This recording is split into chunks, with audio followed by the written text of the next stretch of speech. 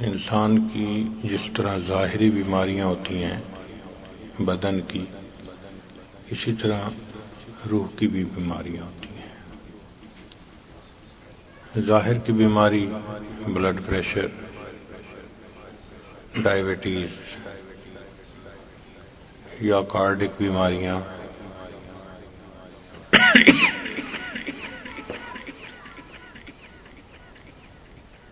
جن کا علاج انسان ہسپتال میں جا کر کرواتا ہے۔ انسان کی روحانی بیماریاں شہوت، غصہ، بغض، کینہ، حسد، تکبر، عجب، یہ سب کی سب باطن کی بیماریاں ہیں۔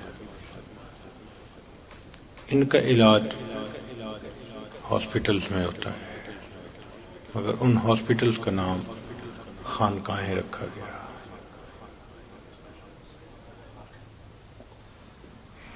خانقاہ کا لفظ فارسی سے نکلا ہے، یہ اصل لفظ تھا خانہ گاہ۔ آپ نے دیکھا ہوگا کہ بعض اوقات پرندوں کے لیے چھوٹے چھوٹے ڈبے سے بنا دیے جاتے ہیں،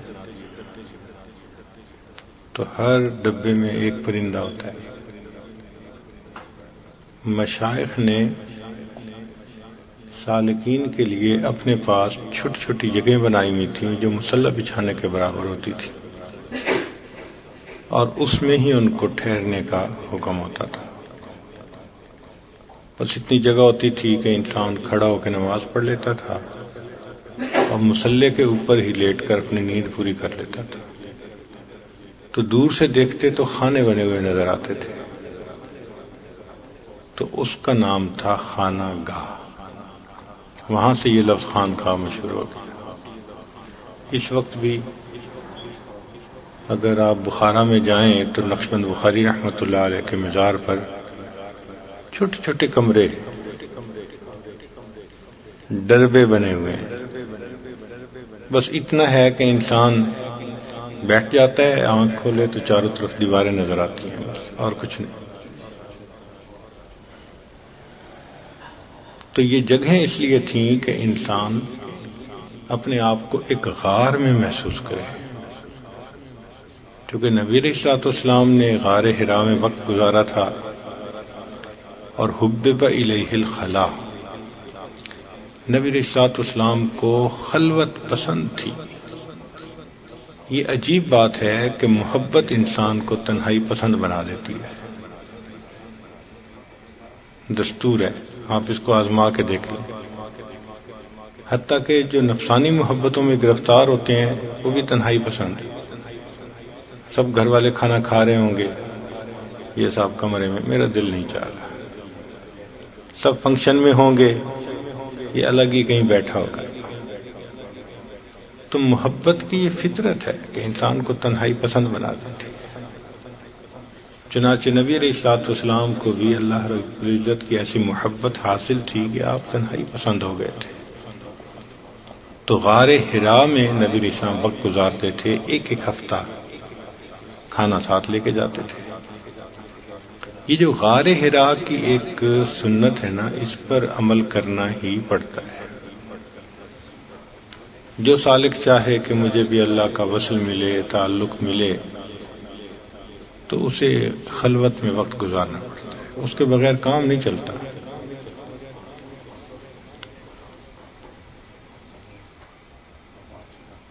بیماری کا علاج ہوتا نہیں اس کے بغیر۔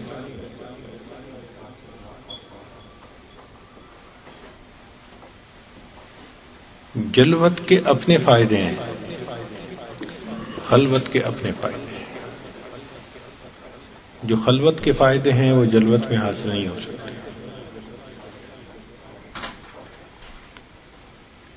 اس لیے قرآن مجید میں اللہ رب العزت نے جہاں بھی ذکر کا حکم دیا، کثرت کا حکم ساتھ، یعنی شرط کثرت کی لگائی گئی۔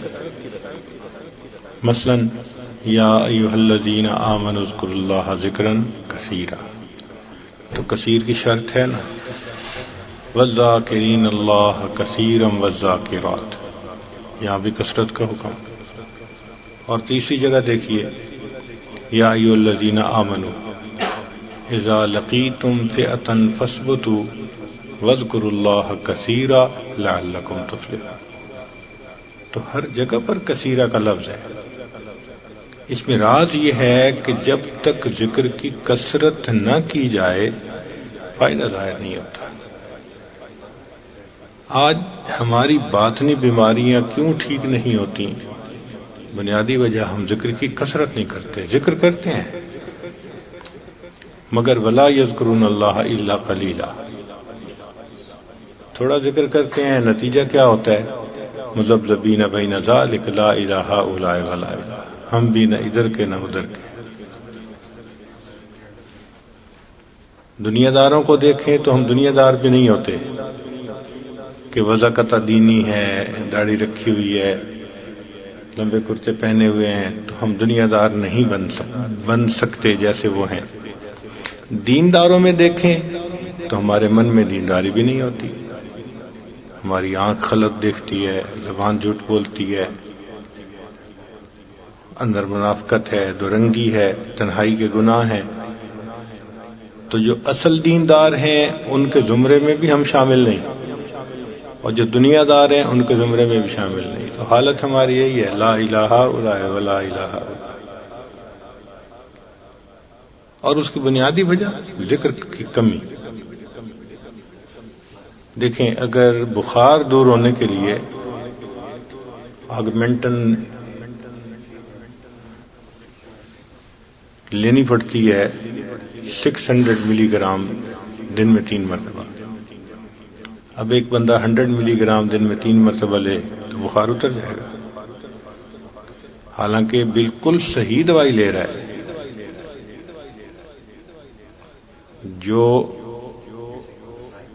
بیماری کا علاج ہے وہ یہی ہے، مگر مقدار پوری نہیں ہے. مقدار پوری نہ ہونے سے بخار نہیں اترتا. ہم بھی ذکر کرتے ہیں، یہ نہیں کہ نہیں کرتے، مگر تھوڑا کرتے ہیں. کثرت کے حکم میں داخل نہیں ہوتا جو ہم ذکر کرتے ہیں. کثرت کے تو حکم میں داخل تب ہوگا جب الذین یذکرون اللہ قیاما وقعودا وعلی جنوبہم، کھڑے بیٹھے لیٹے ذکر کریں گے، پھر کثرت ہوگی. ذکر سے ذات کی محبت پیدا ہوتی ہے، یہ طے شدہ اصول ہے. آپ کسی چیز کا تذکرہ کرنا شروع کر دیں اس کی محبت دل میں آئے گی. کتنا حسن ہے شریعت میں کہ شریعت نے کہا کہ کوئی عورت اپنے خامند کے سامنے غیر عورت کے حسن کا تذکرہ مت کرے.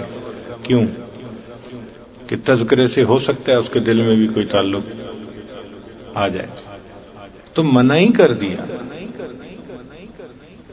ابھی آپ کے سامنے میں اگر آئس کریم کی باتیں کرنے لگ جاؤں، ایک ونیلا فلیور ہوتی ہے، ہم نے کھائی تھی، ایک ایسی تھی، ودن 2 منٹس آپ کا دل کہے گا ایک آئس کریم کا مل جاتا تو کتنا اچھا ہوتا. تو ذکر سے ذات کی محبت پیدا ہوتی ہے. جتنا تذکرہ سنیں گے اتنا زیادہ محبت ہوگی. تو ہمارے مشائخ نے یہی کہا کہ بھئی سالک کو ابتدا میں اللہ کا ذکر کثرت سے کرنا چاہیے. اور ہمارا ذکر ایسا بھی نہیں کہ صرف مصلی پہ بیٹھ کے کریں، یا اس ذکر کے لیے تسبیح بھی پکڑنے کی ضرورت نہیں. آپ دفتر میں ہیں، بزنس میں ہیں، گاڑی چلا رہے ہیں، جہاں بھی ہیں، دل کو اللہ کی طرف متوجہ رکھنا ہے تو ہمارا ذکر تو بہت آسان ہے. آج کل کی جو ضروریات اور تقاضے ہیں ان کے بالکل مطابق ہے. حتیٰ کہ بورڈ آف ڈائریکٹر کی میٹنگ ہو رہی ہے، ایک بندہ اس میں بیٹھا ذکر کر رہا ہے، دوسروں کو پتہ ہی نہیں کیا ہو رہا ہے کیا نہیں ہو رہا ہے. میانے عاشق و معشوق رمزیست کرامن کاتبی راہم خبر نیست. پتہ ہی نہیں کسی کو چلتا، اس لیے کہ نہ تسبیح ہے، نہ مصلی ہے، نہ کوئی اور چیز ہے، نہ ہونٹ ہل رہے ہیں کہ کوئی دوسرا دیکھے کہ کچھ پڑھ رہا ہے. تو کیا خوبصورت ذکر ہے کہ من میں اللہ کو یاد کرنا. مگر کثرت ذکر نہ کرنے کی وجہ سے ہمارے اوپر اللہ تعالی کی محبت کی وہ کیفیت نہیں آتی جو ہمیں غیر سے بیگانہ کر دے.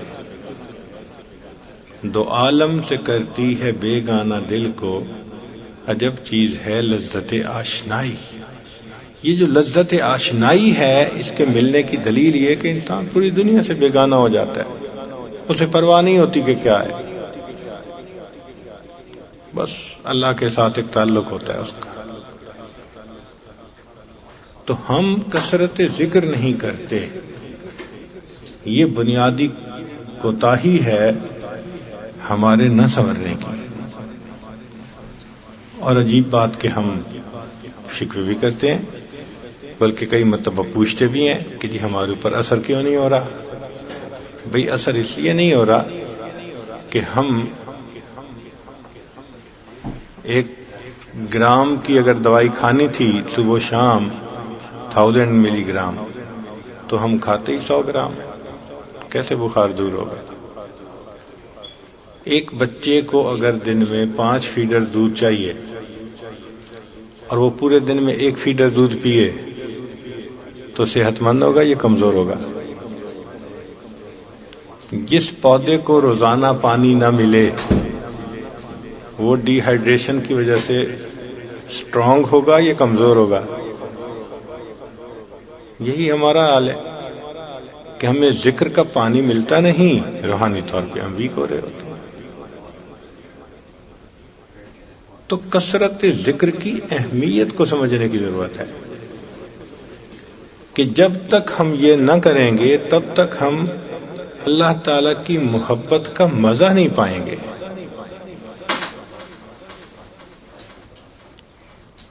وہ جو محبت کی شدت ہے وہ کثرت کے ساتھ بندھی ہوئی ہے.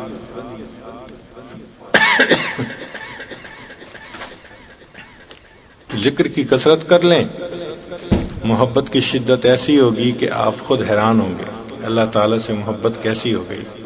دل اداس ہوگا، راتوں کو خود بخود تہجد میں آنکھ کھلے گی، اٹھتے بیٹھتے انسان اللہ کو یاد کرے گا. تو ذکر کی کثرت کا حکم دیا گیا. ہمارے سلوک کی خوبصورتی یہ ہے کہ اس کے جو پہلے 7 اسباق ہیں وہ انسان کے گناہوں کو چھڑوا دیتے ہیں.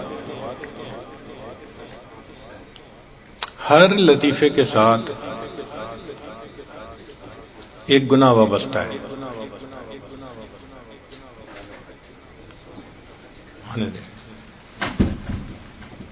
آ جاؤ یہاں پہ. ہر لطیفے کے ساتھ ایک گناہ وابستہ ہے. مثلا قلب کے ساتھ شہوات کا تعلق ہے. شہوت کا لفظ عام لوگوں کی نظر میں تو مرد اور عورت کے تعلق کو کہتے ہیں. ہمارے مشائخ کی نظر میں شہوت کا لفظ براڈ میننگ رکھتا ہے. یہ لفظ اشتہا سے بنا، اور اشتہا کسی چیز کی بھی ہو سکتی ہے. عام طور پہ دیکھا کہ بچوں کو کھانے پینے کی اشتہا بہت ہوتی ہے، میٹھی چیز کھانی ہے، آئس کریم کھانی ہے، فلاں کھانی ہے. عورتوں کو بننے سنورنے کی اشتہا بہت ہوتی ہے، کپڑا ایسا، جوتی ایسی، جیولری ایسی. تو یہ ایک اشتہا ان میں قدرتاً اللہ نے رکھ دی ہے. مردوں کے دلوں میں عورت کی اشتہا بہت ہوتی ہے. تو اشتہا کوئی بھی ہو، جو انسان لطیف قلب کا سبق زیادہ کرتا ہے یہ اشتہا قابو میں آ کر دائرہ شریعت کے اندر آ جاتی ہے. اس کا کیا مطلب ہے کہ اس مرد کو پھر اپنی بیوی کی رغبت نہیں رہتی؟ نہیں، بیوی کی رغبت تو رہتی ہے، لیکن وہ جو ہوس ہوتی ہے نا، جو غیر محرم کی طرف متوجہ کرتی ہے، وہ نکل جاتی ہے. جیسے ایک بندہ گھر میں کھانا کھا لے تو اس کو باہر کے ریسٹورانٹس وغیرہ کے کھانے کا، برگرز کا خیال ہی نہیں آتا. اسی طرح جو بندہ ذکر کا، لطیف قلب کا سبق اچھی طرح کر لے گا، وہ گھر میں اپنی بیوی کے ساتھ اچھی طرح رہے گا، اس کو باہر گڑبڑ کا خیال ہی نہیں آئے گا. اس کی آنکھ ہی نہیں اٹھے گی کسی کی طرف. کوئی موٹا ہے، پتلا ہے، نیلا ہے، پیلا ہے، اپنی بلا سے ہمیں کیا غرض ہے؟ دل سے ہوس نکل جاتی ہے، اور یاد رکھیں کہ جب تک ہوس دل سے نہ نکلے نا تو ایک شادی کیا 2 ہوں 3 ہوں، انسان کی نگاہ پاک نہیں ہوتی، اور عمر کا بھی تعلق نہیں ہے کہ جی ہم 30 سال 40 سال 50 سال کے ہو کے پاک ہو جائیں گے، نہیں، جتنی عمر بڑھتی جائے گی اتنا آنکھوں کی غلاظت بڑھتی جائے گی۔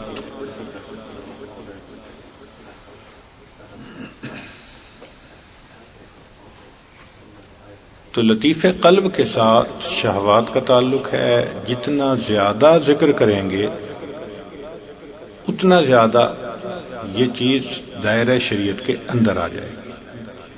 اس کا مطلب نہیں ہے کہ پھر عورت صاف ستھرے کپڑے نہیں پہنے گی، گندی میلی کچیلی رہے گی، نہ نہ نہ، وہ کپڑے پہنے گی، صاف ستھرے پہنے گی، خوبصورت پہنے گی، مگر اس کے دل میں یہ حسرت نہیں ہوگی کہ مجھے غیر مرد دیکھیں، میری تعریف کریں، نہ، اس کے پہننے کا مقصد فقط اپنے خامد کو خوش رکھنا۔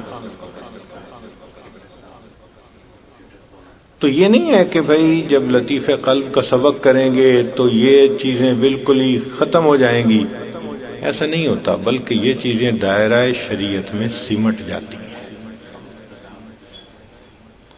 پھر اس کا مطلب یہ نہیں کہ پھر اچھے کھانے اچھے ہی نہیں لگتے، نہیں، اچھے لگتے ہیں، مگر اچھے کھانوں کا لالچ دل میں نہیں رہتا۔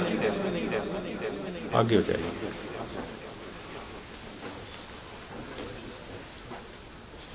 جو اچھے کھانوں کا ایک لالچ ہوتا ہے نا ہر وقت، وہ دل سے نکل جاتا ہے۔ اللہ دے دیتے ہیں تو انسان اللہ کی نعمت سمجھ کے شوق سے کھا لیتا ہے، نہیں کسی وقت ملتا تو پریشانی نہیں ہوتی۔ تو لطیف قلب کے ساتھ شہوات کا تعلق ہے۔ چنانچہ جو بندہ دیکھنا چاہے کہ لطیف قلب ٹھیک ہوا یا نہیں، وہ یہ دیکھے کہ میرے نظر پاک ہوئی یا نہیں۔ نظر کا پاک ہونا، غیر محرم کا خیال دل سے نکل جانا، یہ لطیف قلب کے صحیح ہونے کی علامت ہے۔ اگر نہیں تو ابھی اور محنت کی ضرورت ہے۔ عورتوں کو دیکھا ہے کہ برتن جب دھوتی ہیں تو ایک دفعہ اس کو وہ صابن سے لگاتی ہیں، اور اگر دیکھتی ہیں کہ صاف نہیں ہوا تو دوسری مرتبہ پھر لگاتی ہیں۔ اسی طرح آپ لطیف قلب پہ سبق کریں کریں کریں، پھر کچھ عرصے بعد اپنے آپ کو دیکھیں کہ میرے اندر سے یہ چیز قابو میں آئی یا نہیں۔ اگر نہیں تو اس کو پھر ذکر کے ذریعے سے صاف کریں۔ تو لطیف قلب پر ذکر کرنے سے شہوات کنٹرول میں آ جاتی ہے۔ اکثر جو آج کل گناہ ہیں ان کا تعلق شہوات کے ساتھ ہے۔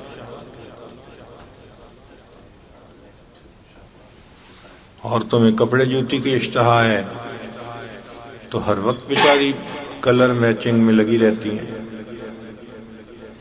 فرصت ہی نہیں ہوتی۔ اور مردوں کو ہر وقت ایک ہی خیال ہوتا ہے ذہن میں، عام حالات میں تو کیا، نماز پڑھتے بھی خیال، جاگتے بھی یہی خیال، سوتے ہیں تو خواب بھی یہی۔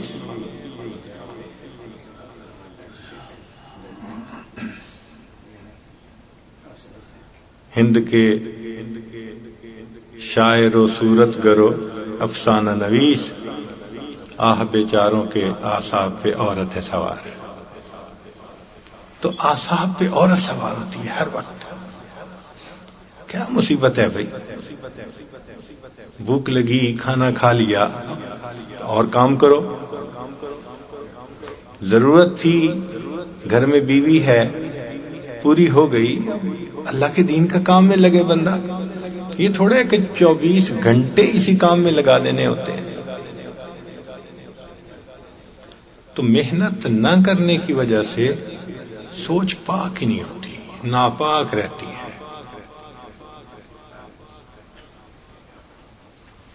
تو لطیف قلب پر محنت کرنے سے شہوات کنٹرول میں آ جاتی ہیں.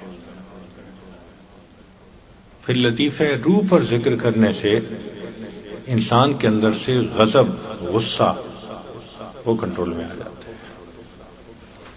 یہ غصہ بھی انسان کی زندگی کی ضرورت ہے. انسان اپنے عزت کی حفاظت کیوں کرتا ہے؟ کہ اس کے اندر غیرت ہوتی ہے. تو غصہ تو غصے کے موقع پہ آنا چاہیے. ہاں، بے موقع آنا یہ بری بات ہے.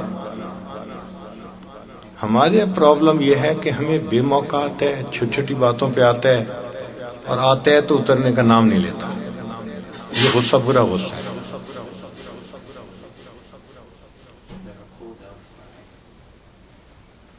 چنانچہ آپ دیکھیں گے کہ شریعت نے حکم دیا کہ گھر میں ہنسی خوشی رہو، تو اکثر نوجوانوں کو گھر میں غصہ زیادہ آئے گا.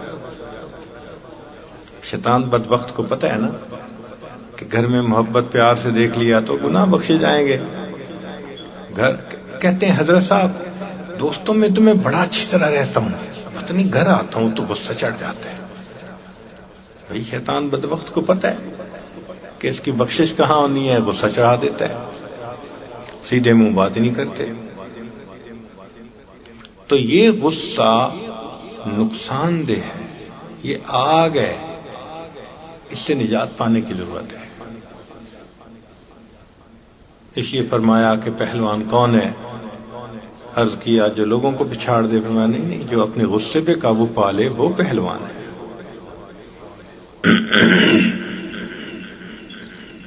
اس غصے پہ قابو پانے کا ایک ہی طریقہ ہے کہ انسان لطیفہ روح پر کثرت کے ساتھ ذکر کرے.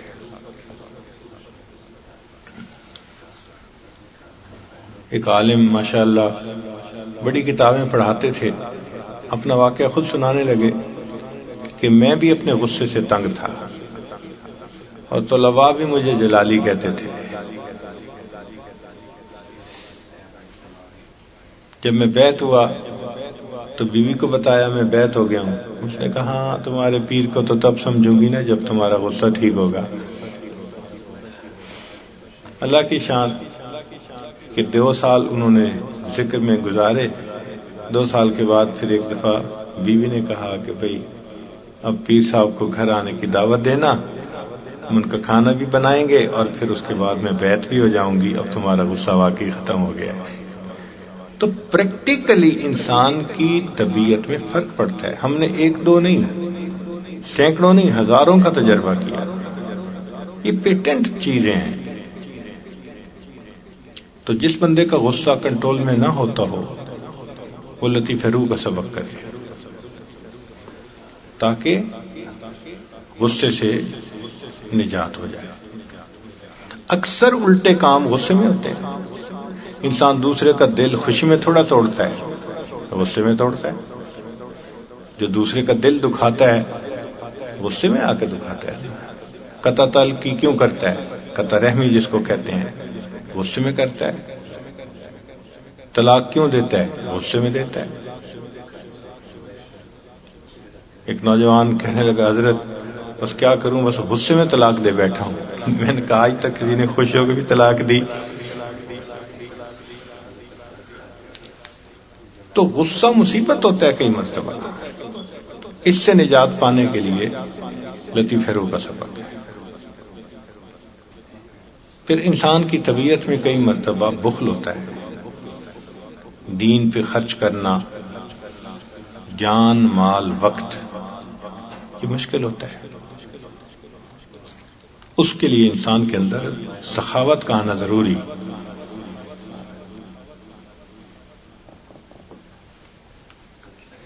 تو لطیفہ سر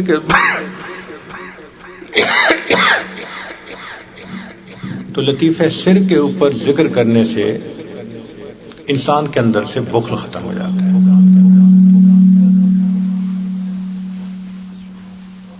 بخل ختم ہو جاتا ہے.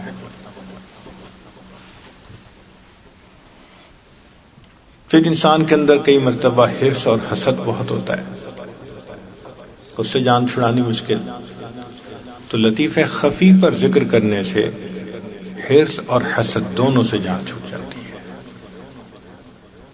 اب یہ حسد کتنا برا گناہ ہے کہ الحسد یأکل الحسنات کما تأکل النار الحطب، آگ جس طرح خشک لکڑی کو کھا لیتی ہے اس طرح حسد انسان کی نیکیوں کو کھا لیتا ہے، کی ہوئی نیکیاں برباد۔ حسد سے دوسرے کا کیا بگڑنا، خود انسان آگ میں جلنا شروع ہو جاتا ہے۔ پھر انسان کے اندر خود پسندی، عجب، تکبر، یہ بھی بیماری ہوتی ہے اور یہ نیکی کے ساتھ بھی رہتی ہے۔ یہ نہیں کہ صرف جو بدکار لوگ ہوتے ہیں وہ تکبر کرتے ہیں، نہ، تہجد گزار، نیکوکار، تقوی دار، اندر خود پسندی ہوتی ہے، عجب ہوتا ہے، اعجاب المرء بنفسہ، اور یہ بھی مہلکات میں سے ہے۔ اب اس سے جان چھڑانے کے لیے لطیفہ اخفا پہ سبق کرنا پڑتا ہے۔ اب بتائیں کہ 5 اسباق سے 5 مہلک بیماریوں سے انسان کو نجات ہو جاتی ہے۔ یہی فائدہ اگر ہم سن لینا تو ہمیں چاہیے کہ ہم مر مٹیں، کہ ہمیں تو بھائی ان اسباق پہ محنت کر کے ان بیماریوں سے نجات پانی ہی ہے، اور یہ تو پہلا قدم ہے تصوف کا۔ تو 5 اسباق سے 5 بیماریوں کا علاج ہو جاتا ہے۔ قلب سے شہوت کا علاج، لطیفہ روح سے غصے کا، لطیفہ سر سے بخل کا، لطیفہ خفی سے حرص و حسد کا، اور لطیفہ اخفا سے عجب اور تکبر خود پسندی کا۔ اب جب یہ بیماریاں نکل گئیں تو آپ دیکھیں گے کہ ایسے بندے کی یہ پہچان کہ اس کی زندگی دائرہ شریعت کے اندر آ جاتی ہے، فتوے کے اندر آ جاتی ہے۔ وہ پھر کوئی کام ایسا نہیں کرتا جو خلاف شرع ہو، کیونکہ خلاف شرع تو کرتا ہے یا شہوت کی وجہ سے، یا غصے کی وجہ سے، یا حسد حرص کی وجہ سے، وہ چیزیں تو نکل گئیں۔ تو ان لطائف کے اسباق کا فائدہ یہ کہ جو انسان پہلے جانور کی طرح جہاں چاہتا تھا چرتا تھا، اب وہ اپنے کھیت میں آ جاتا ہے، اب وہ شریعت کے اندر آ جاتا ہے، اس کی زندگی دائرہ شریعت کے اندر آ جاتی ہے، فتوے کی زندگی اس کو نصیب ہو جاتی ہے، حرام زندگی سے نکل جاتا ہے۔ اور اگر کوئی محسوس کرے کہ حرام نہیں زندگی سے نکل رہا، اس کو پھر اس سبق پہ محنت کرنی چاہیے۔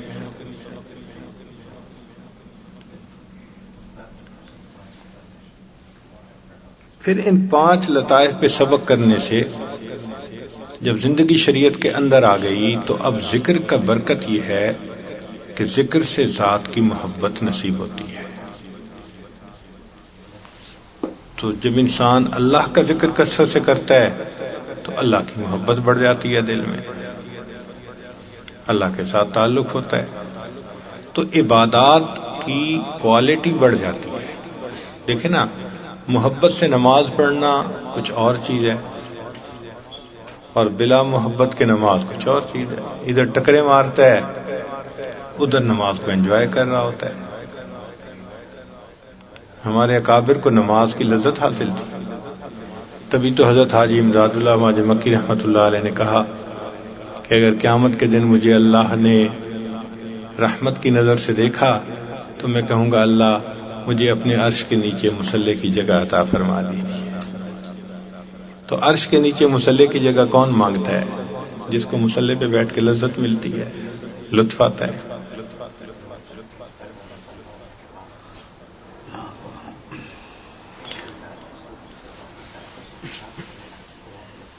تو 5 اسباق کے کرنے سے 5 بیماریاں ختم ہو جاتی ہیں، زندگی دائرہ شریعت کے اندر آ جاتی ہے، اور انسان کے دل میں اللہ کی محبت میں اضافہ، ایک وارمنس پیدا ہو جاتی ہے، اور وہ جو محبت کی وارمنس ہے وہ اس کو پھر نماز کے لیے بھی کھڑا کر دیتی ہے، تلاوت پہ بھی بٹھا دیتی ہے، نیکی پہ بھی لگا دیتی ہے، ہر اچھا کام وہ اللہ کی محبت اس کو کروا دیتی ہے۔ جو ہمارے چھٹا اور ساتواں سبق ہے ان کی سیر پہلے 5 کے ضمن میں ہی ہو جاتی ہے، وہ اکٹھی چیزیں ہیں۔ قلب کی اصلاح ہو گئی تو نفس خود سنور گیا، وہ آٹومیٹک ہے۔ تو یہ جو لطائف کے اسباق ہیں بنیادی طور پر یہ انسان کی زندگی کو شریعت کے اندر لے کر آتے ہیں، انسان کو مہلک بیماریوں سے شفا دیتے ہیں، انسان کے دل میں اللہ تعالیٰ کی محبت کو بڑھا دیتے ہیں، جس سے انسان کو عبادات میں یعنی شغف نصیب ہو جاتے ہیں، انتظار میں ہوتا ہے، تھکا ہوا بھی ہو پھر بھی تہجد میں آنکھ کھلتی ہے، فجر قضا نہیں ہوتی، معمولات اپنے وقت پہ پورے ہو جاتے ہیں۔ تو یہ ان 5 اسباق کو کرنے کے اثرات ہیں۔ مگر اتنا کرنے سے انسان اللہ سے جڑتا تو نہیں ہے نا، اتنا ہوا کہ یہ فاسقوں کے زمرے سے نکل کے صالحین کے زمرے میں آ گیا، فاسقین کے زمرے سے نکل کے یہ صالحین کے زمرے میں آ گیا، لیکن ابھی تو ابتدا ہے، تو اس سے اوپر جانا ہے۔ اوپر کیا جانا ہے کہ ہمیں تو ہر کسی سے دل کو کاٹنا پڑے گا، ما سوا سے انقطاع حاصل کرنا پڑے گا۔ ما سوا کہتے ہیں اللہ کے علاوہ جو کچھ ہے، یعنی اللہ کی محبت یا جن محبتوں کو اللہ نے جائز کہا وہ محبتیں، یہ سب اللہ کی محبت کا حصہ ہیں۔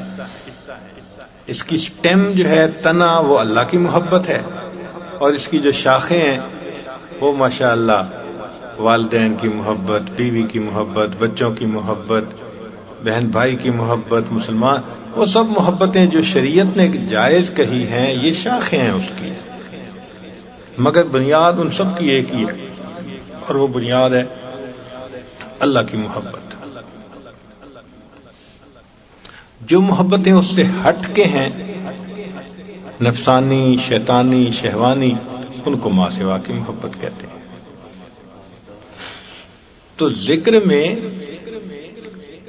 لطائف کے اسباق کرنے سے انسان فاسقین سے ہٹ کر صالحین کے زمرے میں آ جاتا ہے، مگر اولیاء کے زمرے میں جانے کے لیے تو بہت کچھ کرنا پڑے گا۔ مثلا اس کے لیے اپنے دل کو ساری مخلوق سے کاٹنا پڑے گا، اس کو کہتے ہیں ما سوا سے انقطاع حاصل کرنا، اس کو کہتے ہیں تبتل حاصل کرنا۔ وہ تبتل تو نہیں ملتا نا،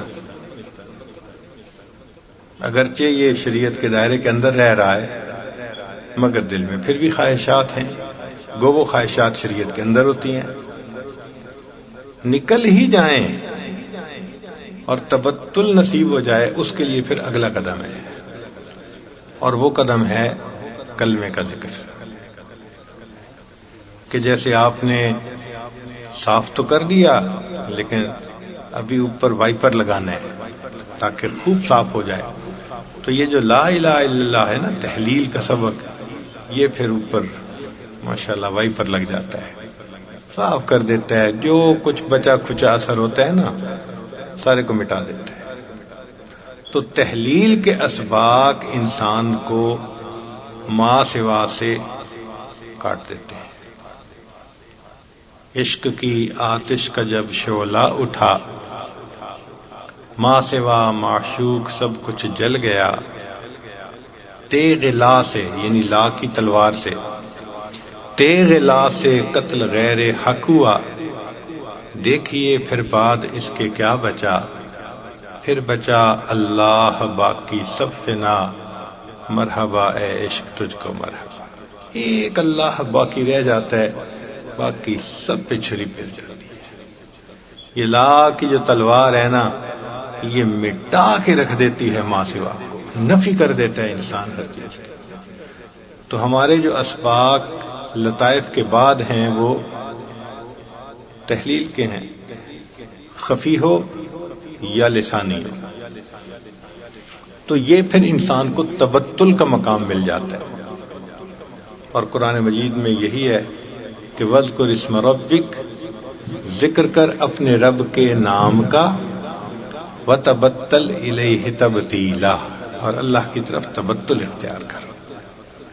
تو قرآن پاک کی آیت ہمیں اشارہ کر رہی ہے کہ تم ذکر کو اتنا کرو کہ تمہیں تبتل حاصل ہو جائے. مخلوق سے کٹو، اللہ سے جڑو.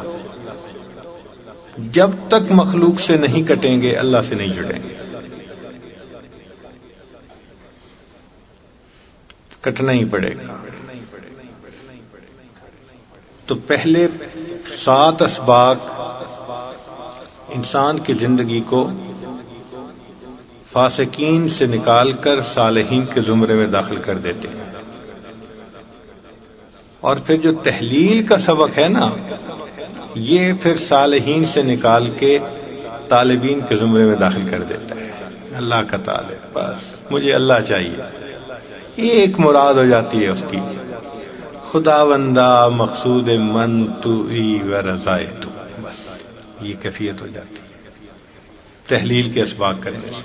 خدا بندہ مقصود من تو ای و رضائے تو، مارا محبت و معرفت ذوق شوق خود پہ دے. تیرے سوا معبود حقیقی کوئی نہیں ہے، کوئی نہیں.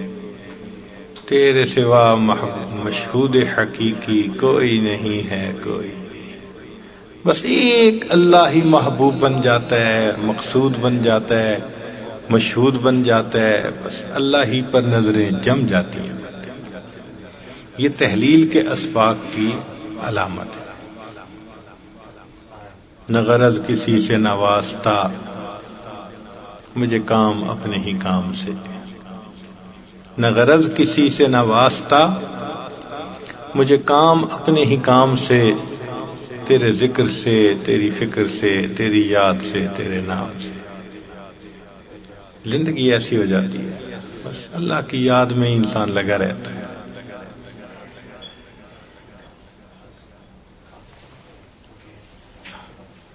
اس لیے جب تحلیل کے اسباق انسان کر لیتا ہے تو پھر اس کو محبت الہی کی جو شدت ہے وہ حاصل ہو جاتی ہے، اور اس کو فنا کہتے ہیں، فنا فی اللہ کہتے ہیں. تو ہمارے سلوک کا جو 10واں سبق ہے وہ فنا فی اللہ کا سبق ہے. اگر انسان نے پہلے اسباق ٹھیک کیے ہوں تو 10ویں سبق کے اس کو فنائیت کا مقام. فنائیت کا کیا مطلب؟ اپنے آپ سے بھی بیگانہ، اپنے آپ سے بھی بیگانہ. وہ کہتے ہیں کہ مجنو بیٹھا ہوا تھا تو کوئی آیا تو اس نے کہا اس سے بات کروں، تو اس نے اس کو کہا مجنو مجنو مجنو، دھیان ہی نہیں دے رہا تھا. اس کے ذہن میں خیال آیا، اس نے کہا اچھا اب بولے گا. قریب ہو کے کہتا ہے لیلا لیلا، تو مجنو نے آنکھیں کھولی فوراً. تو انسان کا یہ حال ہو جاتا ہے کہ ایسی لیلا کی محبت آ جاتی ہے کہ انسان اپنے آپ سے بھی بیگانہ. پہلے مخلوق سے انقطاع ہوئی تھی، اب اپنے آپ سے بھی انقطاع. نہ کوئی خواہش رہتی ہے، نہ ارادہ رہتا ہے، نہ کچھ مرضی، ہر چیز گم ہو جاتی ہے. اس کو فنا فی اللہ کہتے ہیں. دیکھو ہمارا سلوک کتنا سمجھ میں آنے والا ہے. تو پہلے 7 اسباق انسان کو فاسقین کے حلقے سے نکال کر صالحین کے زمرے میں داخل کر دیتے ہیں. پھر تحلیل کے اسباق اس کو صالحین کی بجائے طالبین کے زمرے میں، سالکین کے زمرے میں لے آتے ہیں کہ یہ اللہ کا چاہنے والا ہے، طلبگار ہے اللہ کا. اور پھر جو 10واں سبق ہے وہ فنا کا سبق ہے. اس میں پھر سالک کو اللہ کے ذکر میں استغراق کی کیفیت حاصل ہو جاتی ہے. اللہ کے ذکر میں استغراق کی کیفیت. بیٹھے پرواہ ہی نہیں، گھنٹہ بیٹھے پرواہ نہیں ہوتی، 2 گھنٹے بیٹھے احساس نہیں ہوتا، اللہ کی یاد میں ڈوبا ہوا ہوتا ہے، وقت ڈھونڈتا ہے، موقع تلاش کرتا ہے۔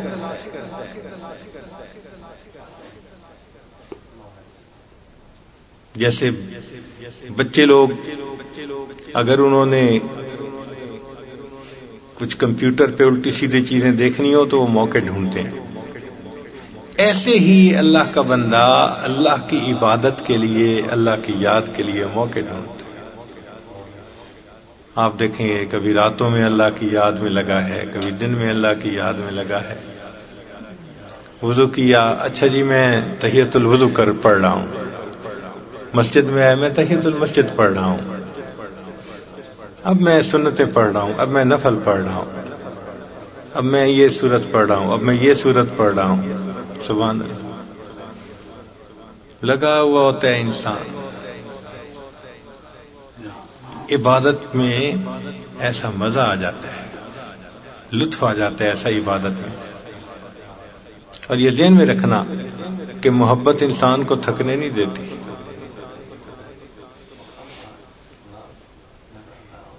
محبت انسان کو تھکنے نہیں دیتی۔ اس کی دلیل یہ کہ ایک ماں کام کر کر کے سارا دن کپڑے دھوئے تھکی ہوئی ہے، شام کو اپنی بیٹی سے کہتی ہے بیٹی بس میں نے عشاء پڑھنی ہے اور میں نے سو جانا ہے، آج میں بہت تھکی ہوئی ہوں۔ اب اس نے عشاء پڑھی اور پڑھنے کے بعد بستر پہ لیٹنے کے لیے گئی، اور ادھر سے جو بیٹا سعودی عرب جاب کے لیے گیا ہوا تھا وہ اچانک گھر آ گیا۔ اب اس کی آواز سنتے ہی اٹھ کے بیٹھ جائے گی، بیٹے سے ملے گی، کھانا کھلائے گی، باتیں کرے گی، گھنٹہ جاگ رہی ہے۔ اب بیٹی پوچھتی ہے اماں آپ تو کہہ رہی تھی میں نے عشاء کے بعد سو جانا ہے، مجھے ڈسٹرب کوئی نہ کرے۔ بیٹی تیرے بھائی کی آواز سنتے ہی میری نیند ہی غائب ہو گئی، میں تو بالکل فریش ہوں۔ اب دیکھیں محبت نے اس عورت کو کس طرح فریش کر دیا، نیند بھی ختم ہو گئی، طبیعت بھی فریش۔ اسی طرح ہمارے اکابر سارے دن کے تھکے ہوئے ہوتے تھے، عشاء کے بعد مصلی پہ آتے تھے، فریش ہو جاتے تھے۔ ہم نے اپنے حضرت مرشد عالم رحمۃ اللہ علیہ کی زندگی میں خود دیکھا، کئی مرتبہ لمبا سفر کر کے سارے تھکے ہوئے آتے تھے اور آ کے بیٹھتے تھے تو حضرت کسی قاری صاحب کو کہہ دیتے قرآن سناؤ، اور وہ قاری صاحب جو ایک رکوع پڑھتے تھے تو حضرت کی طبیعت اتنی فریش، ہم کہتے تھے یہ رات کے 2:30 بجے ہیں یا دن کے 2:30 بجے ہوئے ہیں۔ حضرت فرماتے تھے میرے لیے اب دن اور رات کا فرق ختم ہو گیا ہے، ایسے فریش ہو جاتے تھے۔ پریکٹیکلی ہم نے دیکھا ہے، قرآن سن کے ایسے فریش ہوتے تھے۔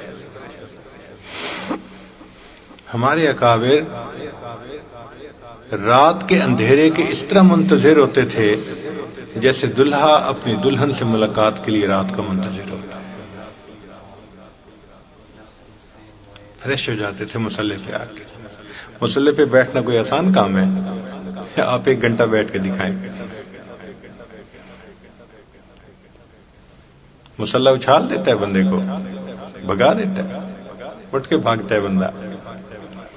مصلی پہ وہی بیٹھتا ہے جس کے دل میں اللہ کی محبت جمی ہوئی ہوتی ہے۔ تو ہمارے جو 10 سبق ہیں آج کی مجلس میں، انہی کے بارے میں اجمالاً کچھ بتانا تھا، باقی کل کی رات کی مجلس میں انشاءاللہ عرض کریں گے کہ پہلے 5-7 اسباق جو ہیں ان سے انسان کے اندر سے مہلک بیماریاں ختم ہو جاتی ہیں۔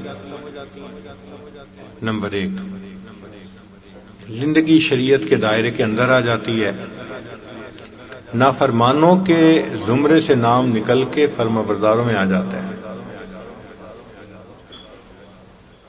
اور پھر جو اس کے اوپر کے 2 اسباق ہیں وہ انسان کے دل سے باقی تمام تعلقات کو بھی ختم کر دیتے ہیں، اس کو ایک اللہ کا طلبگار بنا دیتے ہیں، بس اللہ کی طلب رہ جاتی ہے۔ پھر جو 10واں سبق ہے اس کو فنا کا سبق کہا گیا. اس کا سبق کرنے سے انسان کو اللہ تعالیٰ کی محبت میں ایسا مقام ملتا ہے کہ استغراق کی کیفیت ہوتی ہے. اپنا بھی ہوش ختم ہو جاتا ہے.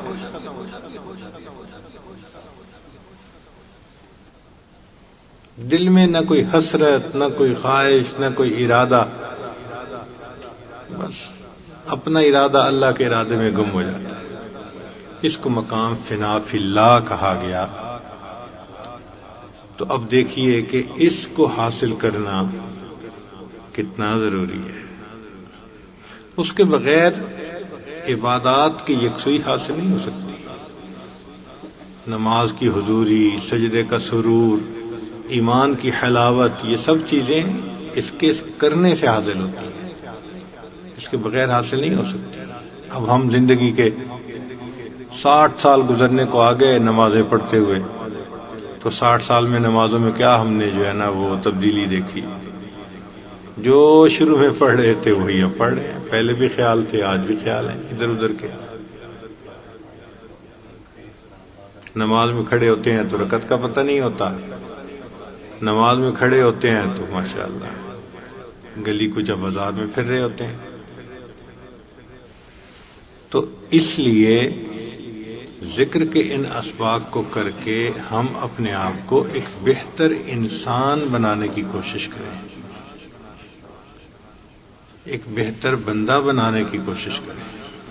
اور یہ جیسے مردوں کے لیے ہیں ایسے ہی عورتوں کے لیے بھی ہیں. مرد جس طرح ان مہلک بیماریوں سے نجات پانے کے ضرورت مند ہیں، عورتیں بھی ان مہلک بیماریوں سے نجات پانے کی ضرورت مند ہیں. ان کو بھی اللہ کی محبت چاہیے جو غیر سے بیگانہ کر دے. ان کو بھی اللہ تعالیٰ کی وہ محبت چاہیے جو ان کو نماز کی حلاوت دے دے، قرآن کی لذت دے دے. ان کو بھی اس کی ضرورت ہے. تو اس لیے پہلے 10 اسباق انسان کو مقام فنا تک پہنچاتے ہیں. ان اسباق کو کرنا ضروری ہے. ان اسباق کا علم ہونے سے کیفیتیں حاصل نہیں ہوں گی. ان اسباق کا علم ہو جانے سے کیفیت حاصل نہیں ہوگی. بھئی ایک آدمی اگر کتاب میں پڑھ لے کہ ایسے تیرنا چاہیے تو تیرنا تو نہیں آتا جب تک کہ ڈبکیاں نہ کھائے اور تیرے نہیں. اسی طرح صرف پتہ چل جانے سے کہ جی آج کے بیان میں بتا دیا تو کیفیتیں حاصل نہیں ہوتی. کیفیتیں تو کرنے سے حاصل ہوتی.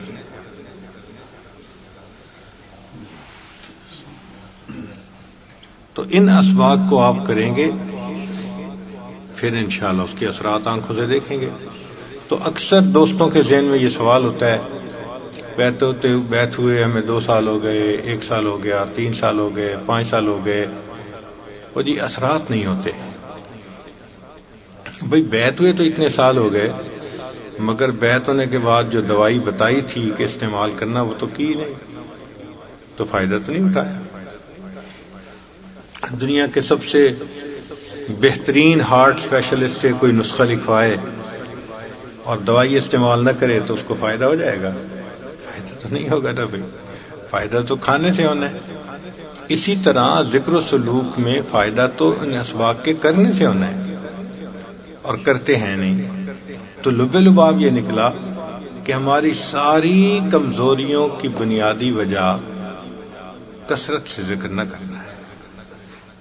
ایک دفعہ ذکر کثرت سے کرنا شروع کر دیں، پھر دیکھیں ایسی اللہ کی محبت دل میں آئے گی، آپ خود محسوس کریں گے کہ اب میں ایک بدلا ہوا انسان ہوں. اللہ کی محبت چھپی نہیں رہتی. جس طرح مشک چھپا نہیں رہتا، عشق بھی چھپا نہیں رہتا. عشق اور مشک دونوں اظہار مانگتے ہیں.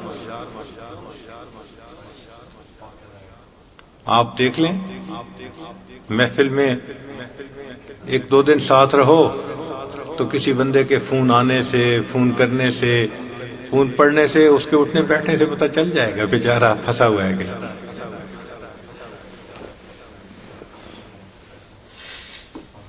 اس کے انداز بتا دیتے ہیں، بیٹھنا اٹھنا بتا دیتا ہے اس کا.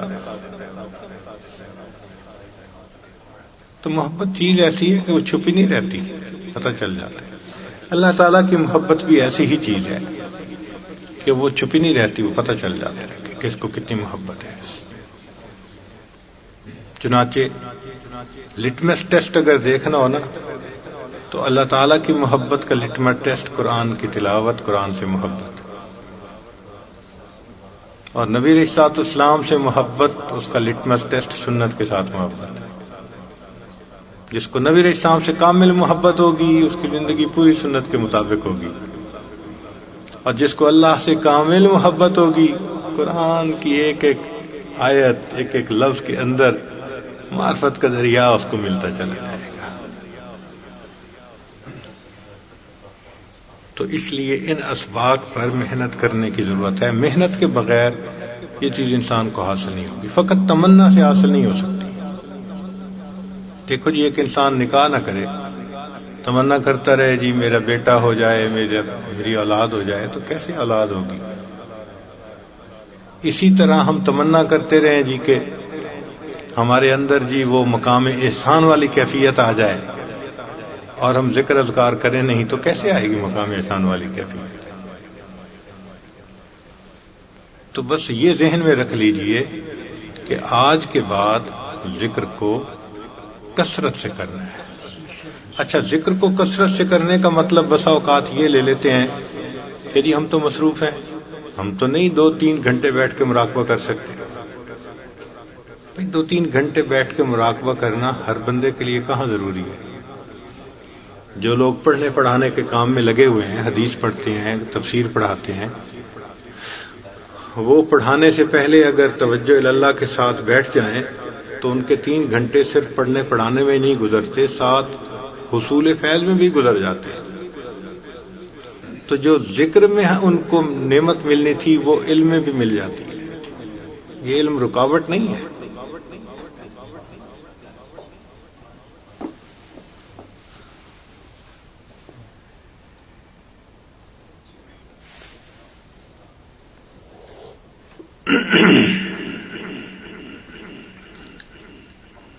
حضرت خواجہ فضل قریشی رحمۃ اللہ علیہ کے خلیفہ تھے، شیخ الحدیث تھے.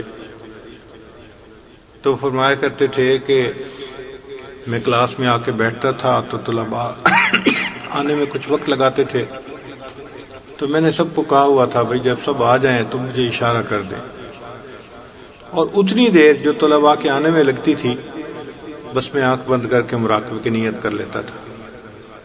جب طلباء آ جاتے تھے پھر میں ان کو سبق پڑھاتا تھا. سبق کے دوران میرے دل پر ایسے انوار اترتے تھے کہ میں حیران ہوتا تھا. تو پڑھنے پڑھاتے ہوئے توجہ اللہ کے ساتھ آپ پڑھائیں، آپ کو انوار برکات اسی طرح ملتی رہے. تو وہ وقت بھی ذکری کا وقت ہوتا ہے. ذکر کا بنیادی مقصد اللہ کی یاد ہے نا، اس لیے تو فرمایا اقم الصلاۃ لذکری، نماز قائم کرو میری یاد کی خاطر. تو مقصود تو اللہ کی یاد ہے نا ہر چیز کا. تو اگر علم پڑھتے ہوئے اللہ کی یاد دل میں رہی تو وہ وقت پھر نور کے اخذ کا وقت ہونا چاہیے نا، نور ملتا ہے اس سے دل میں. اور بعض اوقات لوگوں کی جاب ایسی ہوتی ہے کہ وہ بیٹھ کے نہیں ذکر کر سکتے، یہ بھی ماننے والی بات ہے. تو بھائی اس ایسے لوگ جو بیٹھ کے نہیں کر سکتے تو وہ وقوف قلبی کا خیال رکھیں. وقوف قلبی تو ہر وقت رکھ سکتے ہیں نا، لیٹے بیٹھے چلتے پھرتے. اچھا، کچھ لوگ سوال پوچھتے ہیں وہ جی ہم تو عمر کی وجہ سے بیٹھ کے ذکر کر ہی نہیں سکتے. بھائی عمر کی وجہ سے مصلی پہ نہیں بیٹھ سکتے تو آپ کرسی پہ تو بیٹھ سکتے ہیں، صوفے پہ تو بیٹھ سکتے ہیں، بیڈ پہ تو بیٹھ سکتے ہیں. آپ اگر چوکڑی مار کے نہیں بیٹھ سکتے تو آپ ٹانگیں لمبی کر کے بیٹھ سکتے ہیں. جس پوزیشن میں بھی بیٹھیں، مراقبے کا مقصد اللہ کی طرف دھیان کا ہونا. کھڑے میں ہو، بیٹھے میں ہو، لیٹے میں ہو، جو مرضی حالت ہو، اس سے کیا فرق پڑتا ہے.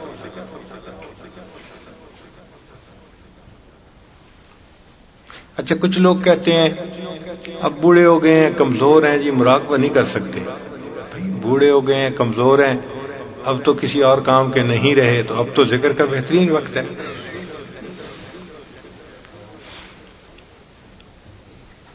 تو اب تو ہمیں اور ذکر بلکہ کرنا چاہیے.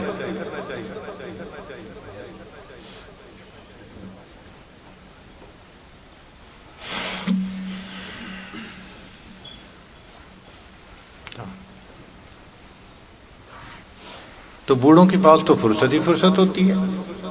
بوڑھی عورت ہو یا بوڑھا مرد ہو تو بجائے اس کے کہ وہ دنیا کی باتیں بیٹھ کر سوچیں وہ اللہ کی طرف دھیان رکھیں. اچھا کچھ لوگ کہتے ہیں جی کہ ہم ذرا بیمار ہیں جی تو بیماری میں تو پھر فرصت نہیں ملتی مراقبے کی. بھئی بیمار بندے کو تو کوئی اور ایسی کام نہیں ہوتا. وہ بخار سے لیٹا ہوا ہے تو دل میں اللہ کا دھیان اس کو مراقبہ ہو رہا ہے. تو مراقبے میں رکاوٹ کوئی چیز نہیں ہے. کام کاج کرنے والا ہے تو بھئی دست بکار دل بھیا ہاتھ کام کاج میں مشغول دل اللہ کی یاد میں مشغول. تو اس لیے دل کی توجہ اللہ کی طرف رکھنے میں کوئی رکاوٹ نہیں ہے.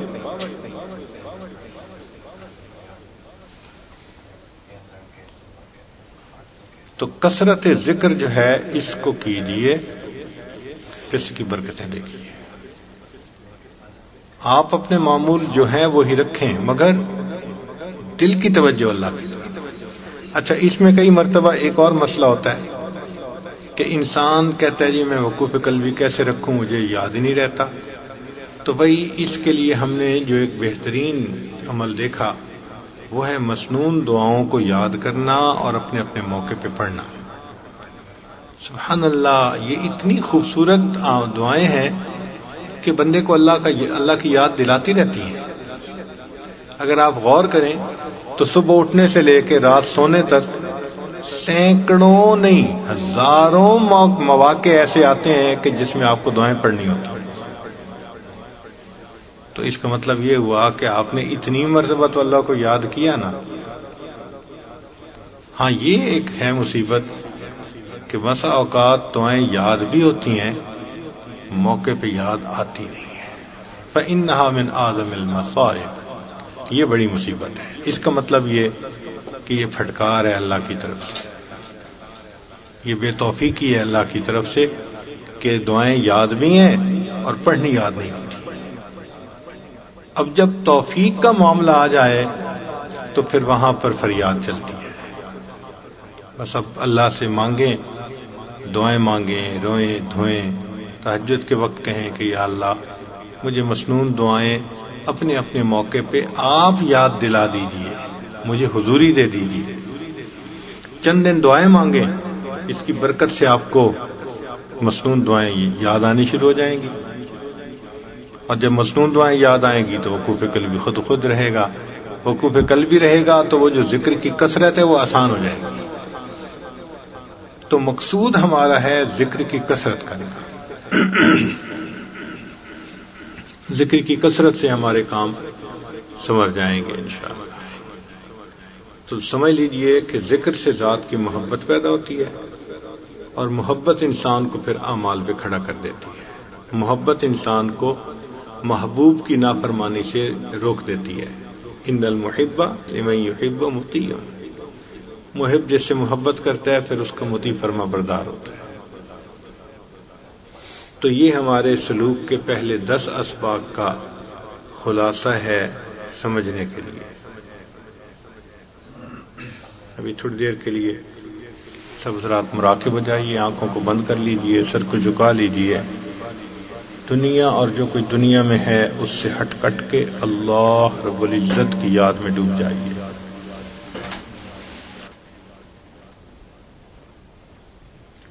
لا الہ الا اللہ دعا کر لیجیے. سبحان ربی الاعلی اللہم صلی علی سیدنا ربنا ظلمنا انفسنا وان لم تغفر لنا اللہ خیر الحافظ وفوض امری الی اللہ ان اللہ بصیر بما